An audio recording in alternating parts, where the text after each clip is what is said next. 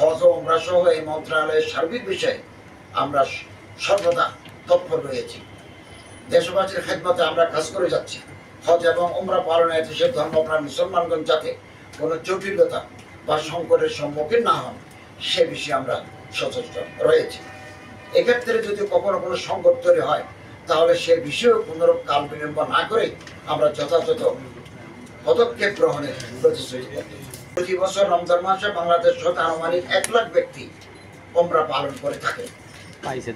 চলতি বছর সৌদি কর্তৃপক্ষ মার্চ মাসের প্রথম সপ্তাহ হতে বাংলাদেশিদের উমরা ভিসা প্রদান কার্যক্রম বন্ধ করে দেয়। উমরা ভিসা প্রদান বন্ধ হওয়ায় বাংলাদেশের 20,000 অথবা 30,000 উমরা যাত্রী এবছর রমজান মাসে উমরা পালনে যেতে পারছেন না। হাবের পক্ষ হতে আমাদেরকে তথ্য জানানো হয়েছে।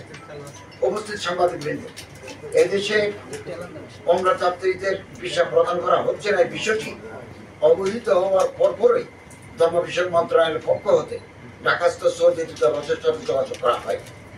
প্রথমে ভিসা প্রদান কার্যক্রম চালু রাখার বিষয়টি মৌখিকভাবে অনুরোধ জানানো হয়।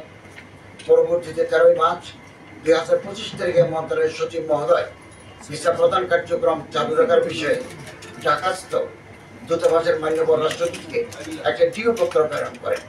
পত্র প্রেরণের পাশাপাশি আমার সচিব মহোদয় ঢাকাস্থ সৌদি রাষ্ট্রদূতের সাথে এ বিষয়ে অব্যাহতভাবে টেলিফোন ও মোবাইল যোগাযোগ রক্ষা করে চলেছেন। মান্যবর সৌদি রাষ্ট্রদূত বর্তমানে ছুটিতে সৌদি আরবে অবস্থান করছেন।